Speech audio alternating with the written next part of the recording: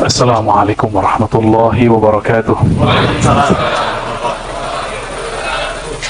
Alhamdulillahilladzi hadana lihadza wa ma kunna linahtadiya laula an hadana Allah. Asyhadu an la ilaha illallah, asyhadu anna Muhammadan abduhu wa rasuluh. Allahumma shalli ala sayyidina Ahmad, sayyidina Muhammad wa ala alihi wal mahdi khalifatihi wa sallam. Amma ba'du. Bapak, saudara, sahabat dimulakan Allah, Taraso pulang kampung. Pantunnya aja. Bolehlah ya.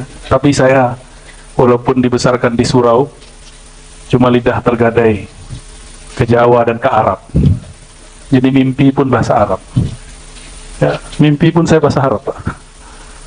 Dari umur 18 tahun itu mimpi saya bahasa Arab. Terus sampai sekarang kalau jarang saya mimpi bahasa Indonesia. Saya sekali bahasa Inggris. Ya. Kalau habis ngajar teks Barat, Orientalism dan Al-Quran gitu, baru saya mimpi pakai bahasa Inggris. Tapi rata-rata bahasa Arab. Cuma pantun Arab pun saya tak bisa buat, ya.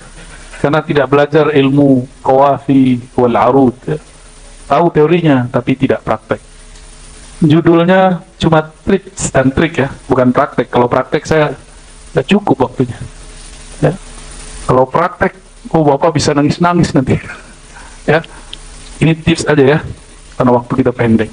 Nangis itu belum tentu khusyuk. Khusyuk itu bahasa Arab adalah ketundukan. Itu arti khusyuk. Kenapa dia tunduk? Karena dia segan. Kenapa dia segan? Karena dia kenal siapa yang disegani. Itulah inti dari khusyuk. Jadi kalau diringkas, apa itu khusyuk? Menghormati yang dikenal. Baru matanya tertunduk. Surah Al-Ghasyiyah menyebutkan wa absaruha khasyiah. Pada hari kiamat yang disebut Ghasyiyah, mata-mata tertunduk, tidak ada yang berani melihat ke atas. Melihat ke depan pun dia tidak berani. Dia tertunduk semua ketika diadili oleh Allah Subhanahu wa ta'ala, karena dia mulai tahu siapa yang mengadilinya. Jadi jalan pintas untuk khusyuk cuma satu, nggak usah pakai teori macam-macam. Cuma jalan pintas ini harus dicari sendiri. Cari gurunya. Kenali yang kau sembah. Sembah itu bahasa Melayu, Pak. Artinya mengekspresikan rasa hormat, menunjukkan kerendahan diri, lalu menyanjungkan pujian kepada yang maha terpuji. Itu dia menyembah. Maka kami dulu di Sumatera Barat, di Minangkabau, sebelum ada orang nikahan itu ada namanya sambah menyembah. Bukan berarti datuk nyembah datuk.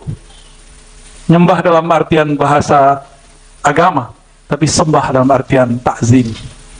Maka sembah itu artinya takzim, mengagungkan. Bagaimana mungkin kita mengagungkan orang yang kita tidak kenal? Bisa nggak Pak mengagungkan orang yang tidak kita kenal? Tadi Ustadz Wi cerita, saat kami ziarah kepada Syekh Abdul Somad Al-Falembani di Thailand, beliau bersama gurunya Ustadz Ahmad Idris, Ustadz Hadi. Orang nggak tahu, beliau kan kalau lagi di luar bajunya biasa, sarung, baju koko, ya, kopiahnya nggak dipakai serban. Dikira jamaah biasa. Disuruh-suruh oleh jamaah, fotoin saya. Kurang tinggi. Dan beliau lakukan semua. Besok ada yang colek, kamu tahu di Palembang. Langsung mereka tanya-tanya, searching jadwal-jadwal, wah betul ini Ustadz Hadi nih. Walhasil, besok minta maaf. Maaf itu bentuk dari sembah. Respect. Udah paham ilustrasinya? Ya. Jadi kita ini kurang ajar kepada Allah, kurang adab kepadanya, karena kita tidak kenal siapa dia. Jadi kapan kita akan menghargainya? Kapan kita betul-betul khusyuk menyembahnya? Jika kita tahu tiada satu butir di alam semesta kecuali di situ ada percikan dari wujud-wujudnya, percikan dari kalamnya kun, atau hembusan dari zatnya yang maha suci.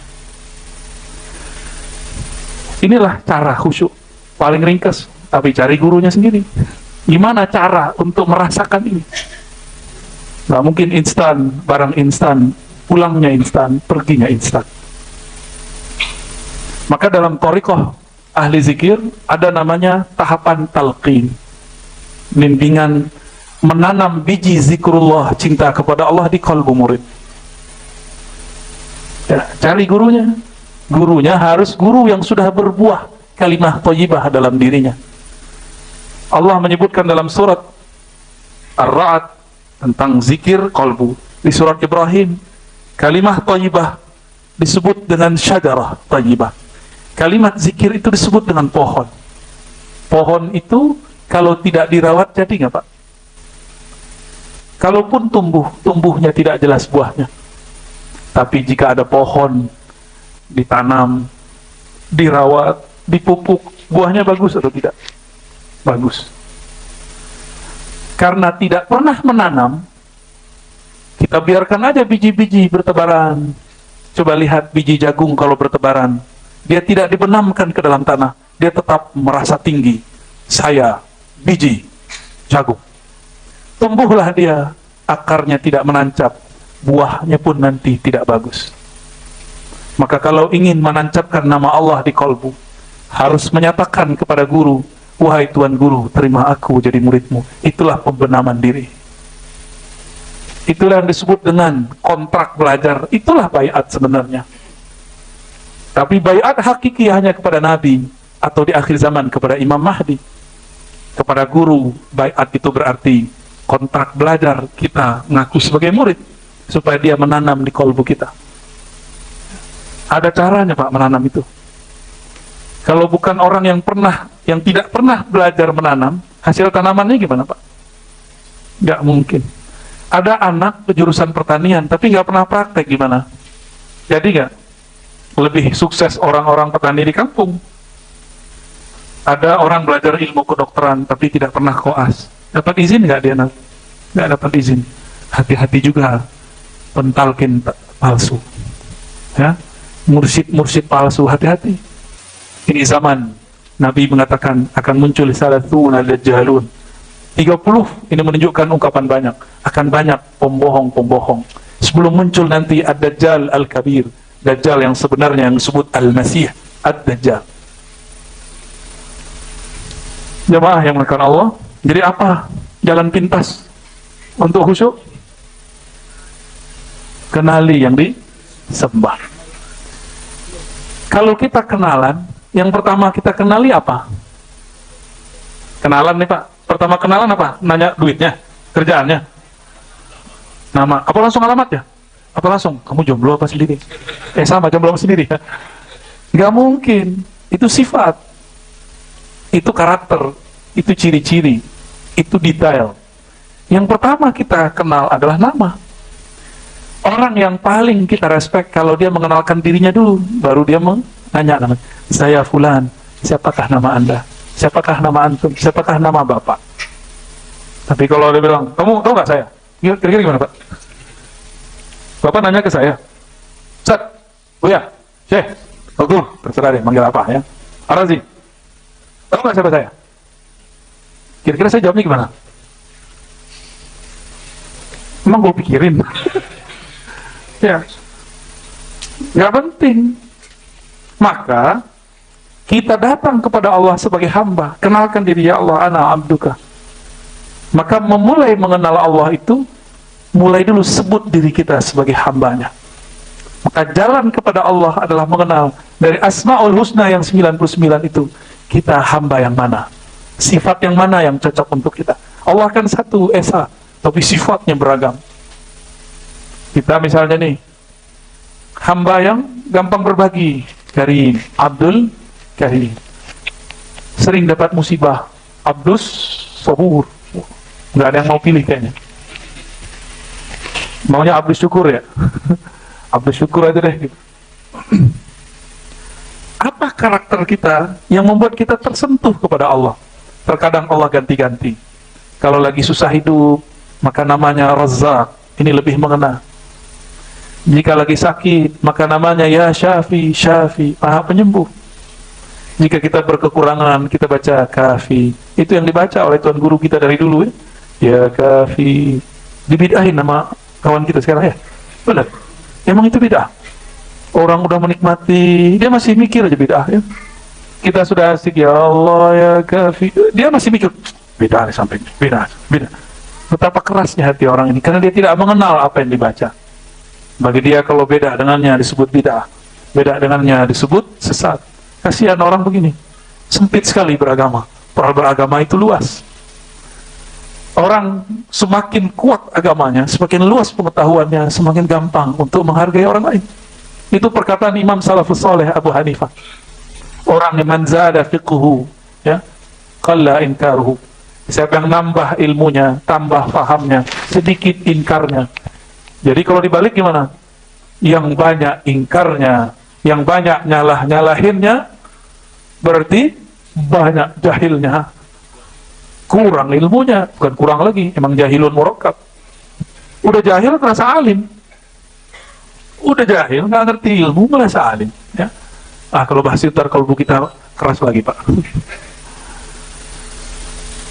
Kenalkan diri ini hamba. Itulah makna man arafa nafsahu faqad arafa rabbahu.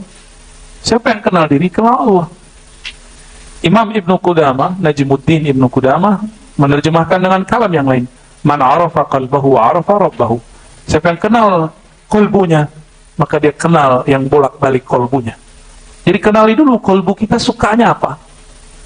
Orang Wong Palembang itu sukanya cuka apa ya? Cuko. Ya. Tadi saya dapat kabar sebelum makan kapal itu loh. Kapal selam. Sakti bener orang Palembang ya. Kapal selam dimakan. Giginya ngancur-ancur. Ilmu debus apa itu ya? Itu minum cuko dulu katanya. Udah kayak orang dewa mabuk, kayak bok. Tapi emang dahsyat itu. Bapak saudara makan Allah.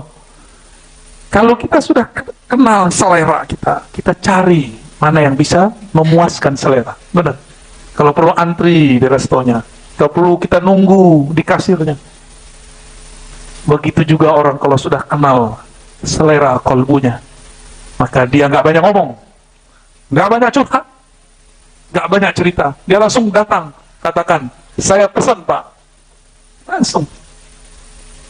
Begitulah orang yang serius. Jangan banyak bicara, jangan banyak curhat. Kalau ingin belajar zikrullah, langsung temui gurunya, minta belajar zikrullah.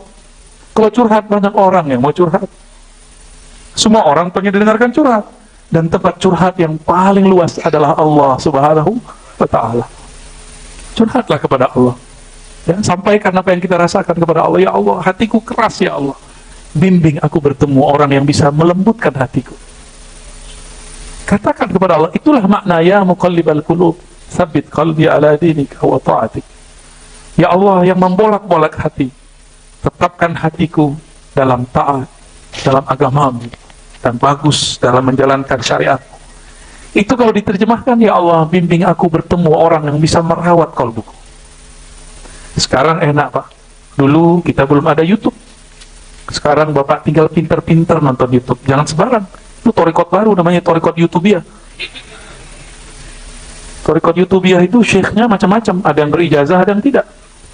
Ya, harus benar-benar kenal ini orang sanad ilmunya kemana, ngajilah kepadanya, lewat itu boleh. Tapi untuk zikir jangan diamalkan kecuali gurunya kita bisa temui. Ya, untuk zikir harus guru yang bisa ditemui. Kenapa? Karena nanti gurunya bisa mengarahkan zikir itu dengan kolbuna, bukan dengan akal. Kalau engkau zikir dengan akalmu, gila lah engkau. Kalau engkau zikir dengan kolbumu, waras, sebenar-benar waraslah engkau. Mereka lah yang disebut ulul albab. Makanannya akal tafakkur, makanannya kolbu tazakkur. Makanannya akal memperhatikan alam, makanannya kolbu memperhatikan nama-nama yang menciptakan alam. Maka kolbu tempat menyebut namanya. Disinilah Allah menyimpan nama. Kapan Allah menyimpan namanya di kolbu kita? Setiap kali Bapak menyebut nama Allah di dalam kolbu.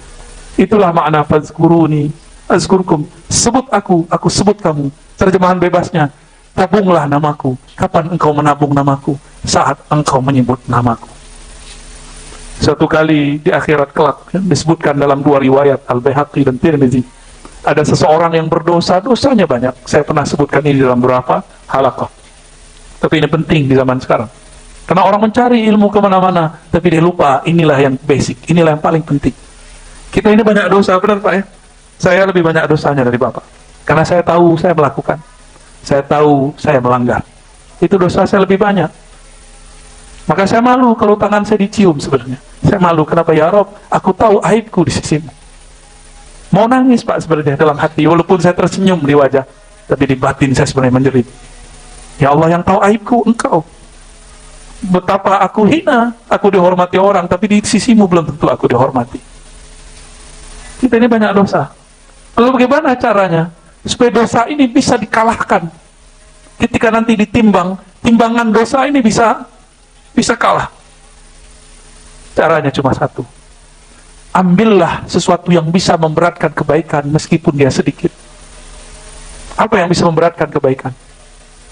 Kita undur azannya, nanti langsung qomat, langsung sholat. Sepakat? Ya, sholat isya itu yang afdol, yang diakhirkan. Cuma ini jarang diamalkan. Yang ngamalin cuma orang-orang suluk. Itu pun dibid'ahkan oleh kawan. Belum pulang dia dari Timur Tengah, dia bilang, "Oh bid'ah." Padahal dia tidak tahu bahwa itu ada di Sahih Bukhari, ada di Sahih Muslim. Sholat yang afdal isya itu ketika umumnya 9-10 itu paling afdal. Cuma syaratnya orangnya rame. Kira-kira kalau dipraktekkan di Palembang, di Musola Al-Ikhlas, jam 9 sholat, kira-kira gimana? Tapi saya punya informasi penting. Ada yang pernah dengar Raden Jailani? Al-Falimbani. Tinggal di Bekasi dulu. Banyak muridnya di Jakarta. Bahkan pejabat pun tak terkira. Raden Jailani ini kalau sholat isya, khusus bulan Ramadan, itu jam 12 malam. Habis itu disambung sholat tarawih. Saya punya sahabat, tapi sudah tua juga. Ya. Tapi wajahnya muda. Orang sini, Dr. Muhammad Aqib, tapi tinggal di Jakarta. Dr. Muhammad Aqib, Kemas Muhammad Aqib. Beliau ini murid dari Raden Jailani. Apa kata beliau?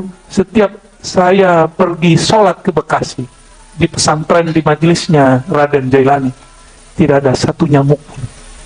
Nyamuk ini gak berani datang Pak. Nyamuknya udah capek, udah ngantuk. Udah jam 12. Nyamuknya rasa gak sanggup lagi terbang, kedinginan deh. Ya. Di saat itu orang pada sholat. Satu kali Pak Dr. Akib ini cerita kepada saya, kami sholat bulan Ramadan, saya lupa itu ganjil atau tidak. Dia ngomong gitu. Ketika saya menoleh ke belakang, kayak gini Pak, noleh ke belakang, nggak ada temboknya. Nggak ada temboknya. Dia melihat makhluk putih-putih sholat sejauh mata memandang. Dia bingung, itu tanggal berapa? Saya bilang, Pak Dokter, itu malam Lailatul Qadar. Itu malam Lailatul Qadar. Tanazzalul malaikatu warruh. Pada saat itu malaikat-malaikat turun dan bersamaan dengan ar-ruh. Turun, itu yang dia saksikan. Yang dia saksikan bukan dengan mata ini. Dia saat itu sedang asik di alam kolbiahnya. Kolbu itu tempat berzikir. Kolbu itu tempat pertarungan antara iblis dan malaikat. Jadi kolbu kita ini setiap detik itu berebut antara iblis dan malaikat, ingin memasukkan informasi. Setiap kali hamba zikrullah, hamba ikut majlis, maka di kolbunya ada tameng menghalangi bagian kiri iblis. Setiap kali dia zikrullah, maka terbukalah bagian untuk malaikat. Masuklah kabar-kabar malaikat, masuklah nur malaikat. Tapi jika dia lalai, apa yang terjadi? Terbukalah bagian untuk iblis. Masuklah dia ke dalam. Dia suntikkan racun-racun dari darahnya, dari telinganya, dari pandangannya, dan semuanya. Itulah sebabnya kenapa kita gampang suuzon melalui mata, gampang menggunjingkan lewat telinga, karena di kolbu tidak ada bentengnya. Karena kita banyak dosa. Enggak dosa di mata, dosa di telinga. Enggak di telinga, dosa di lidah. Enggak di lidah, dosa di tangan, di kaki, di kemaluan, di perut. Di semuanya kita punya dosa. Maka kita enggak usah merasa sok suci. Kita datang saja kepada Allah. Tidak usah curhatkan juga masa lalu kita kepada orang. Nanti kita ketahuan aibnya di depan orang. Curhatkan kepada Allah. Itulah yang disebut taubat. At-taubatu an-nadamu taubah. Orang pengaku menyesal di hadapan Allah. Itulah taubat sebenarnya. Karena dosa kita banyak, sholat tidak khusyuk. Iya, udah berapa tahun Bapak belajar sholat, nggak khusyuk-khusyuk juga. Udah berapa tahun ngaji rukun 13, nggak ada efeknya. Udah ngaji ilir mudi, utara, selatan, timur, barat, nggak khusyuk. Tapi dia saat lupa pengen khusyuk, Allah kasih getaran-getarannya. Pernah ngalami? Pernah ngalami bergetar sholat? Di saat kita lupa kita pengen khusyuk. Berarti Allah memang menahan khusyuk itu. Suka-suka dia kasih. Kapan orang dikasih khusyuk? Di saat dia tidak bernafsu untuk khusyuk. Nah, coba itu dibawa pas dia mau sholat. Jangan nafsu mau khusyuk. Pasti bisa khusyuk setiap sholat. Kenapa? Kita mau bertemu Allah. Allah nggak usah ditemui juga, karena dia selalu bersama hambanya. Wa huwa ma'akum aina ma kuntum. Maka kita harus memasukkan kalimah yang berat di kolbu. Apa kalimah yang berat di kolbu? Yang dulu Nabi Musa pernah berkalam-kalam kepada Allah, ya Rob, hadis Tabrani, kalau tadi Baihaqi. Yang Baihaqi belum saya selesai riwayatnya. Khususkanlah aku dengan zikir-zikir untuk mengingatmu ya Rob. Lalu Allah SWT mengatakan, ya Musa, qul la ilaha illallah. Bacalah la ilaha illallah. Apa kata Sayyidina Musa? Ya Rob, ini zikir saya sudah tahu, umatku juga sudah tahu, nabi-nabi terdahulu juga sudah tahu. Khususkanlah aku dengan satu zikir. Apa kata Allah? Ya Musa, coba engkau lihat, kalimah ini jika ditimbang dengan langit dan bumi, lebih berat kalimah ini. Dilihat oleh Sayyidina Musa, kalimah la ilaha illallah ditimbang dengan langit dan bumi, mana yang lebih berat? Lebih berat kalimah satu saja, la ilaha illallah. Di hadis Imam Baihaqi disebutkan bahwa ada seseorang tidak punya amal baik. Semua kesalahannya di print pakai sijil, pakai kertas, laporannya sepanjang mata memandang bahwa dia punya maksiat di sepanjang jalan. Dia punya kesalahan di sepanjang waktu. Dia punya keburukan di setiap tempat. Di mana aja dia berada, dia buat maksiat. Tapi sesaat sebelum dia mau wafat, dia bertemu ahli zikir, mengajarkan dia satu zikir. Tapi malaikat tidak tahu zikir ini. Kenapa? Zikirnya tidak di lisan. Zikirnya di mana? Zikirnya di qalbu. Maka malaikat azab langsung tarik, ini bagianku, dia ahli neraka. Ketika malaikat baru memegang, tiba-tiba Allah berkalam, wahai para malaikatku, tunggulah. Apakah kalian sudah menimbang isi kolbunya? Bukalah dadanya, siapa tahu di kolbunya ada sesuatu kebaikan. Inilah pembedahan dada yang dulu hanya terjadi pada baginda Nabi, sekarang terjadi di alam mahsyar. Dibedahlah itu dada. Ternyata jantungnya berdenyut.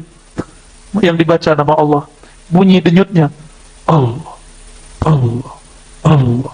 Begitu, Allah, Allah. Malaikat bingung. Loh, ada nama Allah di kolbunya. Ada nama Allah di kolbunya. Apa kata Allah? Timbang jantungnya yang ada namaku dengan semua kesalahannya. Kita baca.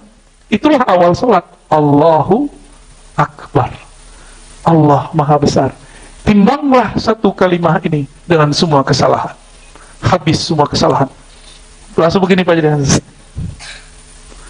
Malaikat azab yang tadi sudah memegang, dia kemudian melepas. Malulah dia.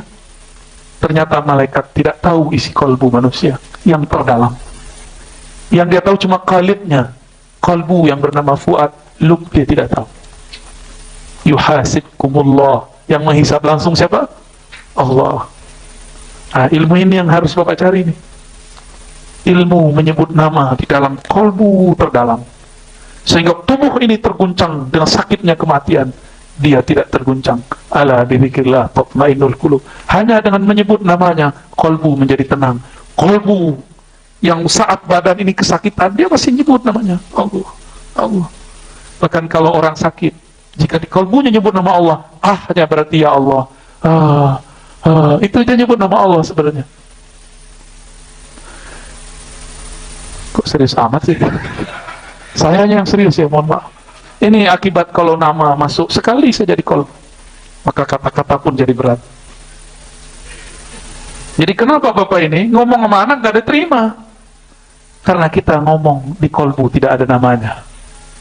Maka kata-kata kita tidak berat, tidak berkualitas, masuk seperti angin, masuk seperti kapas, dia kalah.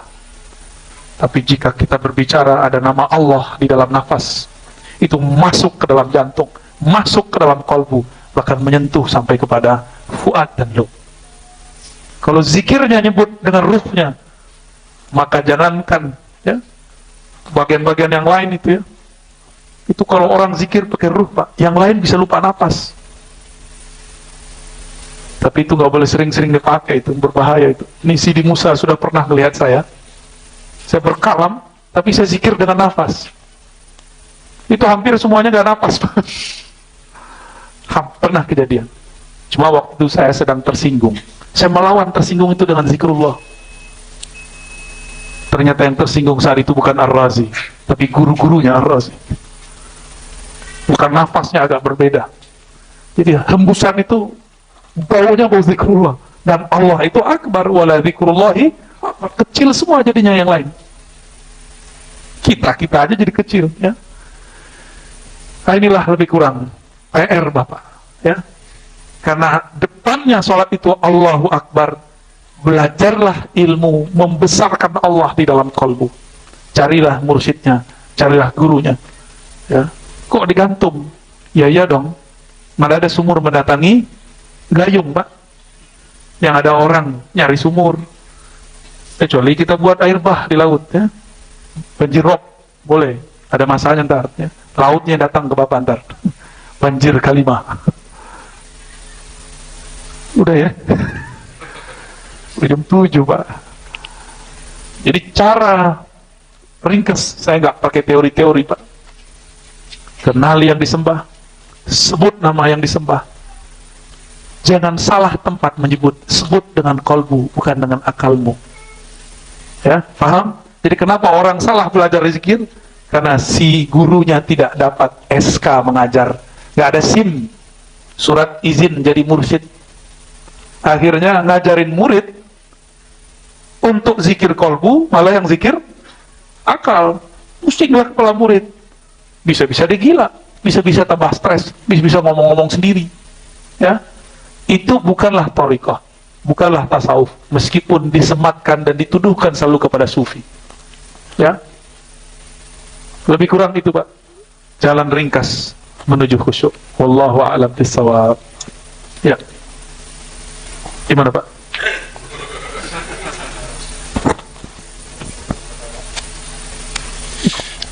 Bapak Ibu yang kami hormati, demikian tadi yang sudah disampaikan Buya kita, Tuan Guru kita, Syekh Dr. Ar-Razi Hasim, yang sesungguhnya Pak Ustadz, kalau kajian-kajian yang pernah kami dengarkan oleh Pak Ustadz ini merupakan kajian-kajian yang sangat mendalam. Kata-katanya belum pernah kita dengar kadang-kadang dengan Ustadz-Ustadz yang lainnya. Insya Allah, semoga apa yang disampaikan oleh Pak Ustadz kita akan membekas di hati kita dan akan membawa kita untuk mencari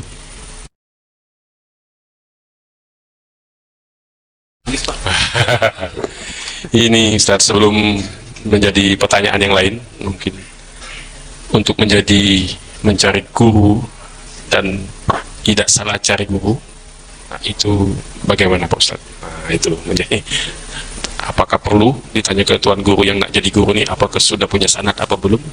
Sudah jadi mursyid belum? Ada punya SIM apa belum, Ustaz? Terima kasih. Iya. Bagaimana cara mencari mursyid? Biar nggak ketemu bullshit. Kalau kita hendak mencari dokter, carilah di rumah sakit. Jangan cari di pasar. Jangan cari di kampung perdukunan. Carinya di mana? Di rumah sakit. Kalau hendak mencari mursyid, carilah di lumbungnya para mursyid. Di mana lumbungnya para mursyid? Di surau-surau zikir, di zawiyah-zawiyah majelis ta'lim yang ada zikirnya. Tidak semua majelis ta'lim itu ada thariqahnya. Hanya majelis ta'lim yang di situ ada khalwatnya, suluknya, metodologi belajar zikirnya. Fanzur amman ta'khuzuna dinakum, begitu perintah dari Imam Ibn Sirin. Perhatikan dari mana kamu ngambil ilmu zikirmu, ilmu agamamu. Maka bertanyalah kepada ahlinya jika tidak tahu. Jangan bertanya guru tasawuf kepada anti tasawuf. Seperti ada orang nanya kepada tarekat baru Pak, namanya Thariqat Qadiriyah Jawaziyah. Ada yang nggak tahu ya? Harus tahu lah. Orang nanya kepada dia, apa itu tasawuf? Apa jawaban dia? Ya pembenci tasawuf. Bagi dia tasawuf itu agama baru. Bagi dia sufi itu agama Syiah. Bagi dia tasawuf itu tidak ada dalam Islam. Maka dia mengatakan sufi itu zindiq. Ya, kata dia, apa itu zindiq? Sesat. Lalu lagu lama yang diceritakan, orang kalau bertasawuf nggak sholat. Nah, Sidi Musa pernah lihat saya nggak sholat nggak? Nggak pernah. Semenjak dia belajar sama saya, nggak pernah saya ninggalin sholat. Belajar zikir gila, Sidi Musa. Ini gila nggak? Ini sekolah di Yaman dia Pak. Ikut orang tempatan Ciputat, gimana ceritanya kan? Jadi ilmu itu di mana aja bisa kita dapat. Ya? Saya dituduh mencaci maki orang tamatan Madinah. Tidak. Beberapa murid dan teman saya ada tamatan Madinah. Saya hanya ingin menjawab tuduhan selama ini bahwa UIN IAIN dituduh sebagai tempat pemurtadan. Itu tidak benar. Saya lulusan sana. Ya. Dan baca hadis saya lebih banyak daripada orang-orang yang tamat di sana. Bukan untuk bersombong, tapi untuk tahadduts bin nikmah. Ini harus ditaklid. Karena yang ngomong saya lebih banyak itu iblis Pak. Kecuali Nabi ngomong, aku sayyidu waladi Adam wala fakhr. Boleh cerita nikmat, tapi ujungnya harus disebutkan, bukan berniat sombong. Mana mungkin orang liberal khatam Sahih Bukhari, ya nggak? Ada nggak? Mungkin nggak? Kira-kira orang liberal khatam Sahih Muslim, mungkin nggak? Dia ngaku bermanhaj sunnah. Sahih Bukhari aja nggak khatam kok. Sunnah apaan nih? Arba'in 42 aja belepotan. Ya. Ngaku-ngaku aja, iddia namanya. Kita nggak pernah benci orang tamatan mana. Kita cuma mau bilang, karena saya tamatan dalam negeri, tapi saya kan punya guru banyak dari luar negeri, tapi kita nggak bangga-banggain juga kok. Ya. Dia mengatakan, oh, apaan ente tamatan Ciputat, tamatan UIN. Yuk kita harus bela, masa kita diem. Tak nasib adik-adik saya, mahasiswa yang kuliah di UIN, gimana dong? Ya, kira-kira begitu Pak. Ya, jadi jangan kemakan isu hoax gitu ya. Kadang-kadang mereka ini mempelintir-pelintir aja. Nah, kalau mau cari dosen, carinya di mana Pak? Di sekolah SD? Enggak, mau cari dosen ke kampus. Dosen SD mana ada Pak? Oh ini dosen pertama ini. Ya, dosen pertama. Kalau mau cari ahli silat, datang ke pusat silat, tempat olahraga Padepokan. Jangan datang ke tempat tari. Lain cerita itu. Nah, kira-kira begitulah. Bertanya kepada ahlinya. Mazhab aja ada 4. Dalam mazhab aja ada aliran-aliran. Dari satu mazhab Syafi'i itu ada aliran-aliran, Pak. Apalagi thariqah. Biasanya iklan kecap, tau nggak Pak iklan kecap? Ya. Iklan kecap gimana? Kecap dia nomor 1. Nah biasanya thariqah tuh gitu. Thariqah dia paling tinggi. Ya maklum namanya orang jualan kecap. Ya. Promosi. Kalau bagi saya bukan thariqah yang paling baik, tapi mursyidnya. Pesantren, sekolah, kurikulum sama. Apa yang bedain? Gurunya atau bangunannya? Kualitas gurunya. Nggak penting mau bangunannya bagus, yang penting gurunya bagus. Sepakat? Ya. Jadi jangan datang ke perdukunan orang-orang kebatinan. Zikirnya mirip, Pak. Kalau kebatinan itu mau bisa ngobatin orang nih zikirnya. Amalkan sekian. Putih, gitu. Itu kebatinan tuh. Ini sebenarnya kalau gembleng bagus, tapi sama gurunya habis digituin dibebasin muridnya sendiri. Masuklah dia masuk ke alam-alam yang nggak jelas. Ya gila-gila sendiri. Tapi kalau dia gembleng-gembleng juga, jadi thariqat syifa. Ada juga thariqatnya. Jadi digembleng bener tuh muridnya. Ada juga caranya. Jadi apa aja itu ada thariqahnya. Bisa nggak gini Pak? Saya mengajar di satu sekolah. Siswanya udah datang. Saya buka buku halaman sekian, baca sendiri, belajar sendiri, jawab soal sendiri. Saya pergi. Gitu nggak? Jadi nggak muridnya? Paling tawuran kan? Itulah yang terjadi, tawuran di kepala orang kebatinan. Maka gila-gila tuh. Kenapa? Karena nggak digembleng. Pemburu ijazah wirid, tapi tidak ditarbiyah. tidak diirsyad. Jadi tolong dibedakan antara tasawuf dengan ilmu kebatinan. Ya, ilmu tasawuf itu ada perangkatnya, ada mursyid, ada murid, ada kurikulum zikir, ada tarekat, ada sanadnya kepada Rasulullah.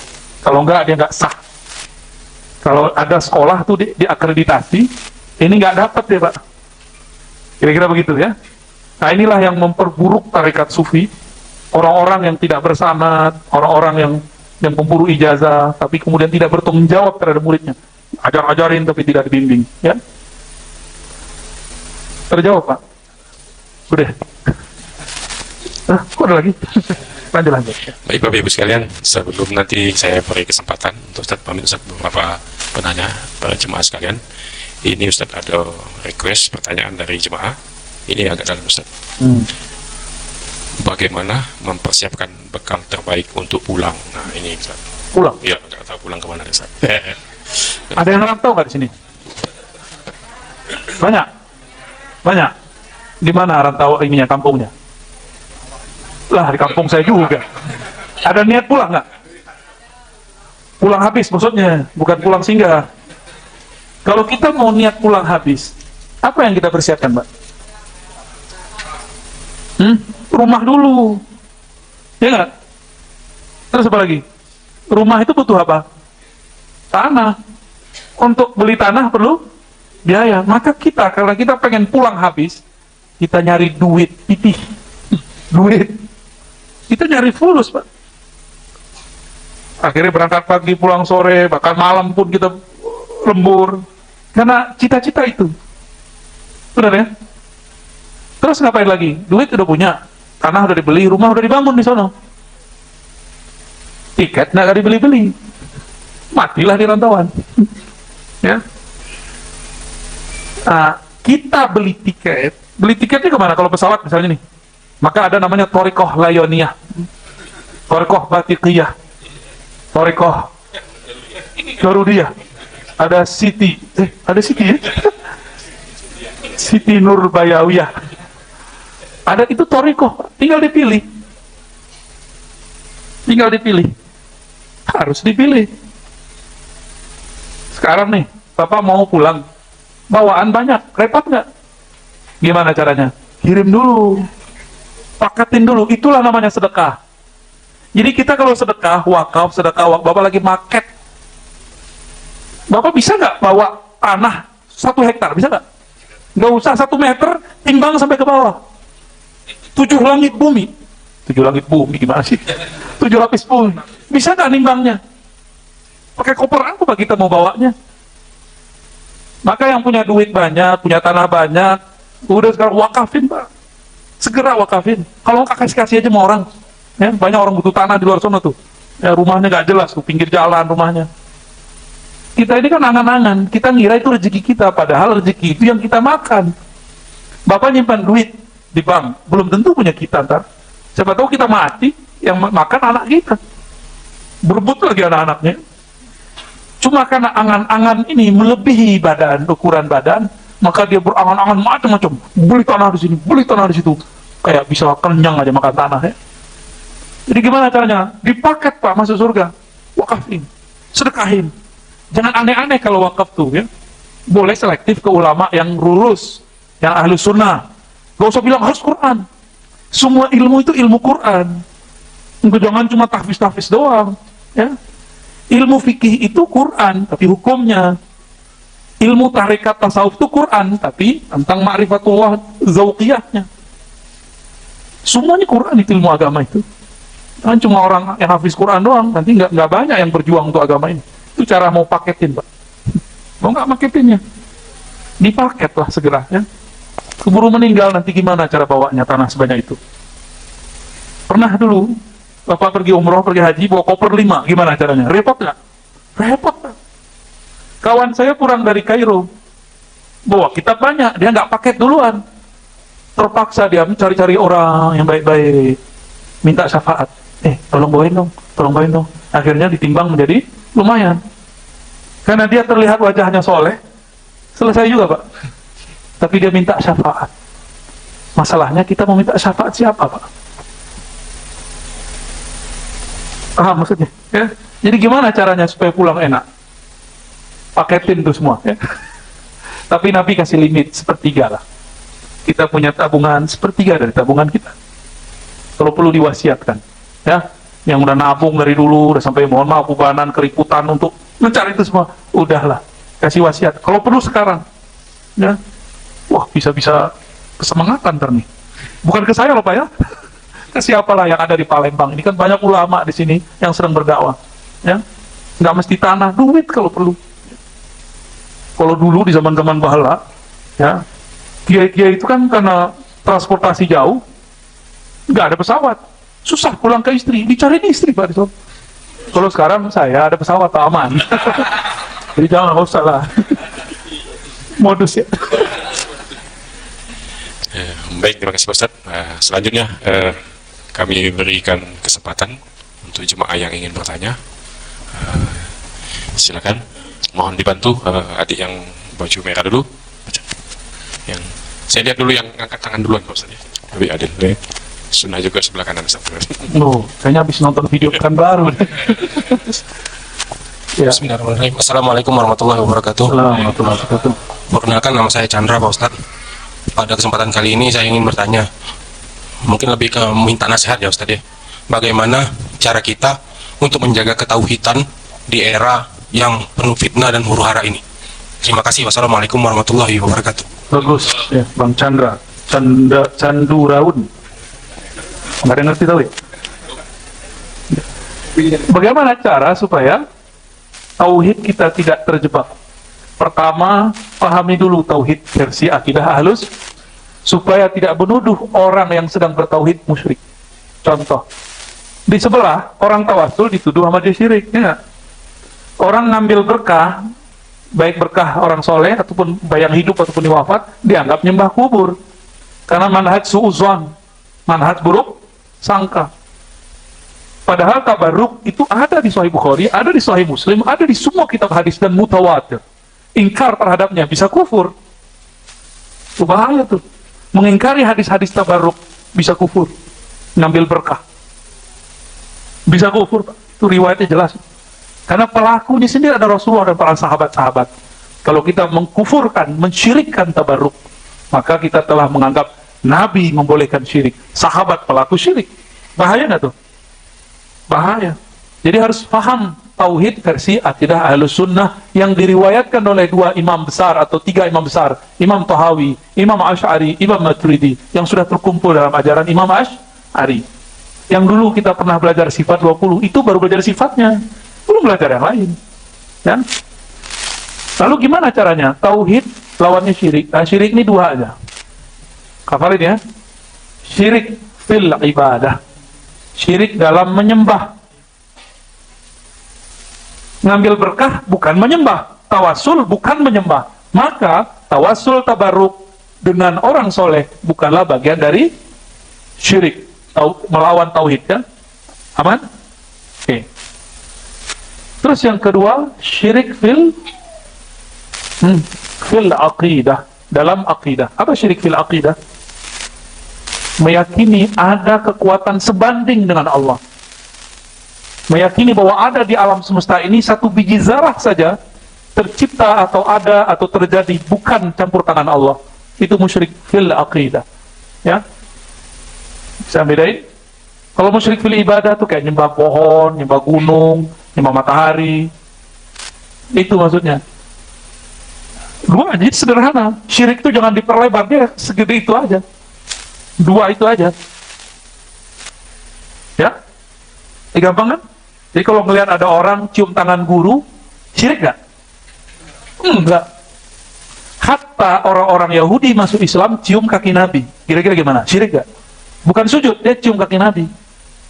Karena ada orang kirim video ke saya, orang cium kaki Syekh Nazim.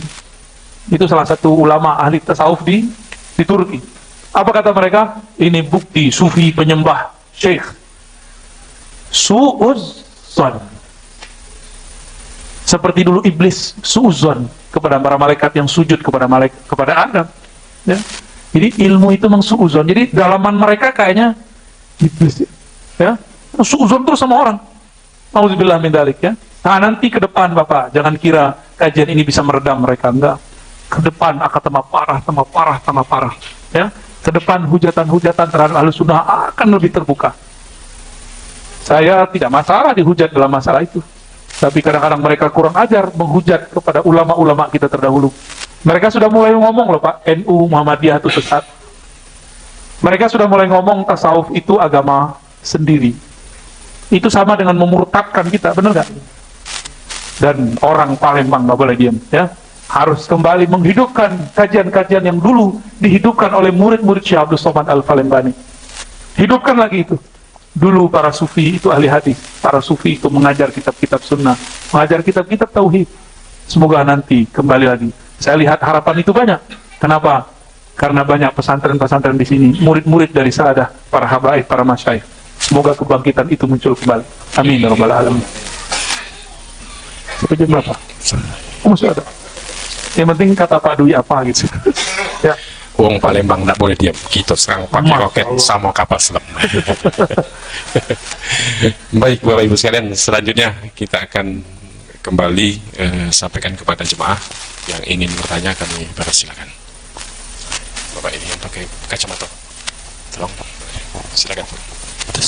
Bismillahirrahmanirrahim. Assalamualaikum warahmatullahi wabarakatuh. Kalau ini apa, belajar ada gurunya, tes berhitung, bernyanyi ada gurunya, dan dikasih tahu gurunya dan metode masing-masing. Saya ingin tahu ya tentang cara berzikir sehingga tidak hanya kata-kata, yaitu seperti hadis berkata, senikmat-nikmatnya zikir adalah la ilaha illallah. Nah, saya ingin tahu bagaimana cara zikir yang diajarkan oleh Rasulullah, terus ke Ali bin Abi Thalib, terus Hasan al-Basri, terusnya ke Junaid Baghdadi. Saya ingin tahu triknya, Ustaz. Itu yang kita sarankan, cari gurunya. Bisa nggak seminar musik, kita belajar musik di situ. Ini sama kayak seminar zikir, bukan belajar zikir. Ini hanya memberikan peta-peta, ini cara belajarnya. Ini memotivasi, membuat kita sadar secara ilmu, sadar secara akli, sadar secara ruhi, bahwa ilmu ini harus dicari. Training-training kan begitu, Pak. Benar nggak? Kalau saya buka di sini, saya melanggar kode etik. Ya? Nanti saya dipecat di langit sana, ntar. Emang ada nama kita di langit ya? Nggak ada, Pak. Masa nggak ada? Orang-orang yang nyebut nama Allah di bumi disebut namanya di langit. Tapi ada caranya. Nah, carilah orang-orang ahli zikir ini. Jadi kalau Adinda ini misalnya ada seminar kedokteran, bisa nggak konsultasi kedokteran di situ langsung? Kan nggak bisa. Paling cuma motivasi, penjelasan umum. Maka saya membatasi diri saya juga. Ya, nggak boleh melanggar adab juga. Jadi guru itu juga ada adabnya. Ya, lebih kurang begitu. Baik Pak Ustadz, terima kasih. Selanjutnya Ustadz Doni bertanya. Assalamualaikum warahmatullahi wabarakatuh. Nama saya Romadoni, Ustadz. Yang ingin saya tanyakan, di Palembang ini kan sering adanya ratib saman, ratib al-hadad. Apakah itu dikategorikan dengan thariqah? Kan banyak kan thariqah Naqsabandiyah, thariqah Qadariyah. Nah, apakah itu yang dikatakan dengan zikir? Kemudian pertanyaan yang kedua, yang lebih afdol itu zikir dengan sir atau dengan jahar? Mohon penjelasan ya. Itu saja. Yang ketiga, borongan ini. Ini yang sedang viral. Borongan, ya, borongan. Yang sedang viral ini di media sosial, hari Rabu Wakasan. Nah, itu Wakasan. Ini safar ya? Ini bulan safar. Ya. Itu kan malam ini. Malam udah lewat. Oke. Udah lewat. Hari ini kan Rabu terakhir di bulan Safar. Nah, ini banyak tersebar di dunia, di grup-grup WhatsApp tentang Rabu Wakasan itu. Apakah itu ada? Apakah itu bisa dijadikan hujah? Apakah itu juga bisa dikategorikan fadhilul amal dalam kehidupan kita sehari-hari? Pertanyaan yang keempat. Nah, cukup dulu, Pak. Oh, saya. Ya. Yang pertama aja saya lupa. Ya, yang pertama tadi tentang ratib saman. Sebenarnya cara bacanya ratib as-saman. As-saman ya. Saman itu pembuat apa namanya? Saman. Samin. Kayak keju gitu ya. Ratib saman Ini adalah salah satu formulasi daripada zikir jahar yang diwariskan oleh Sayyid Muhammad ibn Abdul Karim As-Samman Al-Madani, ulama Madinah. Ya, beliau salah satu zuriat Rasulullah SAW. Namun sayangnya sekarang ratib Samman hanya sekedar ratib, tidak ada lagi teknik berzikir yang diajarkan beliau. Lain lagi di Sumatera Barat, diajarkan teknik zikirnya, ratib Sammannya sudah hilang. Kalau di sini diajarkan ratib Sammannya, teknik zikirnya hilang. Yang masih agak nyambung seingat saya itu di Banjar. Di Banjar itu masih ada ratib Sammannya, masih ada zikirnya. Ya, saya nggak tahu kalau sekarang. Dulu waktu guru sekumpul itu masih jalan dua-duanya. Semoga masih jalan juga. Ya, dulu yang mengembangkan itu kan salah satunya adalah Abah Zain Syukri. Ya. Saya yakin beliau punya murid yang diajarkan zikir kolbu, yang pernah ditalkin oleh beliau. Nah, nanti dia kalau dapat ijazah dia bisa ngajarin. Kalau tidak ya sudah. Ilmu ini tidak habis, tenang aja. Nanti kalau nggak beliau ngajarin, lewat ulama yang lain. Ya. Kalau nggak Bapak jemput ke Sumatera Barat sudah Pak. Ada jalur Samaniyah yang lain. Ya. Zikirnya masih oke. Bahkan diringkas jadi 2. Zikir Saman itu ada 7 tingkatnya. Karena diambil dari Tariqah Khalwatiyah Al-Qadiriyah. Gabungannya disebut dengan Samaniyah. Diringkaslah oleh Syekh Abdul Rahman ya, dari Batu Sangka menjadi 2. Itu berkaitan dengan pertanyaan tadi, zikir jahar dan zikir sir lembut. Manakah yang lebih afdal? Tidak ada yang lebih afdal atau lebih buruk, dua-duanya bagus. Tergantung kondisi kolbu. Tergantung di mana kita berzikir. Jika kita berzikir di tengah keramaian, orang tempat itu tidak biasa zikir keras, yang afdal adalah sir. Jika kita berzikir di tempat orang yang sudah biasa zikir keras, maka zikir jahar pun dianjurkan. 1 itu. 2, apabila kolbu ini tidak tersentuh oleh zikir lembut, maka hentakkan zikirnya, keluarkan suaranya. Jika sudah lembut kolbunya, baru lembutkan juga zikirnya. Jadi zikir itu teknik-tekniknya begitu. Ya. Namun boleh nggak kita mengatakan, saya lebih suka sir Ustaz? Oh, berarti kolbunya sudah mulai lembut-lembut. Lembut. Ya, sok lembut ya. Orang lembut itu kolbu kalau ditanam nama Allah langsung dia nangis. Kalau enggak berarti baru sok lembut. Minimal air matanya berkaca-kaca tuh disebut nama Allah. Pasti tidak ada getaran di kolbunya. Membuat dia terharu biru. Karena jika disebut nama kekasih, pasti orang kemudian terharu. Kekasihnya Sang Maha Kekasih adalah Allah Subhanahu wa Ta'ala. Tapi biasanya begitu pertama aja Pak. Yang kedua lain lagi rasanya. Sama kayak orang jatuh cinta. Awal-awal kan berdenyut itu, bergetar itu dada. Tapi kalau tiap hari, 3 hari mati sakit jantung, Mbak. Jadi getaran itu jangan diminta sering-sering, sesekali aja. Karena dulu di zaman Hasan Al-Basri, ada para tabi'in, zikir bergetar terus, zikir kolbunya, nggak lama mati dia. Kejadian. Ya. Ketika turun dibacakan ayat surat Al-Hadid, Alam ya'ni lilladzina amanu an takhsha'a qulubuhum li dzikrillah, ada 4 orang mati langsung. Pingsan mati. Karena keseringan baca ayat, kolbunya bergetar. Makanya ada zikir kolbu bergetar ala bizik apa? Iza zukirallah wajilat qulubuhum. Zukira itu awal orang belajar zikir. Jika dizikirkan gitu. Berarti ada gurunya yang mengajarkan dia zikir. Itu kata kunci itu dalam bahasa Arab. Surah Al-Anfal ayat 2. Yang hanya orang-orang ahlinya saja yang mengerti kalimat zukira itu. Jika disebut-sebut namanya, berarti ada yang membimbing untuk menyebut. Kolbunya yang tadi nggak jelas arahnya, langsung bergetar. Wajilat qulubuhum, bergetarlah kolbunya. Itu awal jatuh cinta. Lama-lama, ala bidzikrillah tatmainnul qulub. Ketahuilah hanya dengan menyebut nama Allah, kolbu jadi tenang. Tadi bergetar, lama-lama jadi tenang. Hidup pun lebih terasa nyaman. Maka beruntunglah orang yang dapat guru, dapat mursyid yang membimbing dirinya, menggetarkan kolbunya. Itu mirip kayak dokter. Ada orang jantungnya udah gak gerak Pak, disetrum gak tuh? Apa namanya tuh? Setrum ya? Kejut. Wah, antum dokter ya? Dikejut.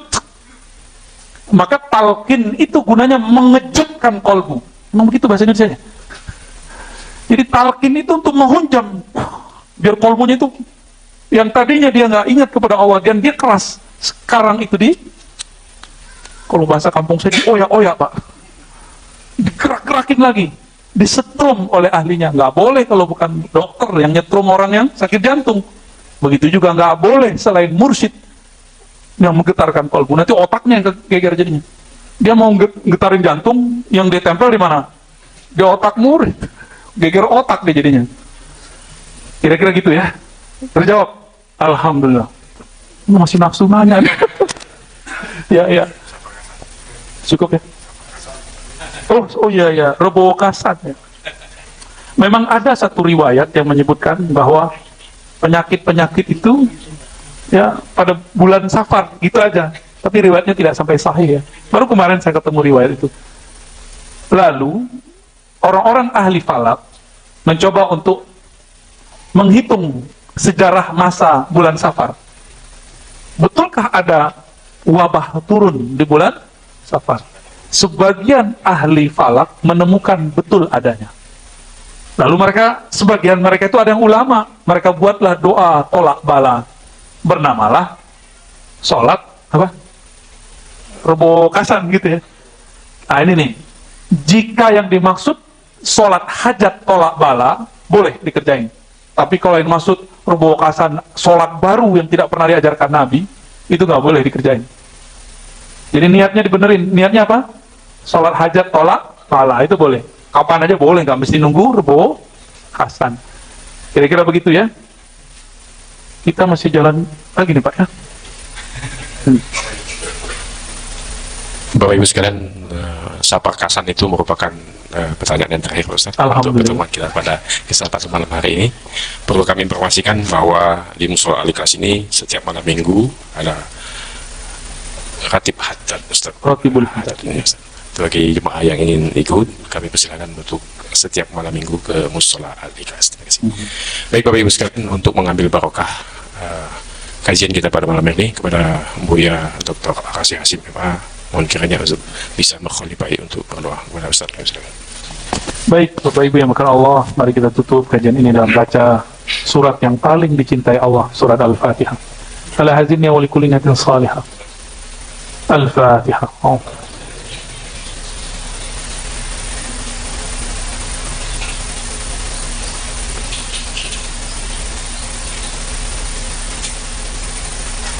Allahumma ya Rahman wa Rahim, ya Karim, ya Azim.